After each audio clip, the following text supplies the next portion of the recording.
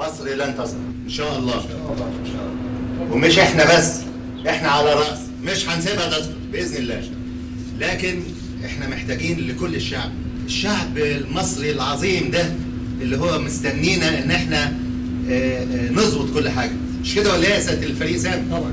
فاحنا ان شاء الله مش احنا يعني كقوات مسلحه، لو الشعب كل الشعب لازم يتكاتف. احنا يعني صابرين صابرين صابرين عشان مصر يعني ما يتقالش عليها انها، شايفين اللي حوالينا، الصورة تظل حلوة. شايفين حضراتكم اللي حوالينا، عايزيننا نبقى كده؟ ما هو من الاول كان ممكن نبقى كده، ومفيش حد قال اضرب واحنا قلنا لا، مفيش كلام زي ده. وانا ابقى خايل لربنا عشان اقول حاجه تانية. انا راجل صادق وهفضل صادق ومقاتل. 40 سنه بقاتل، اكتر من 40 بقاتل وهقاتل. هقاتل اولا عشان مين؟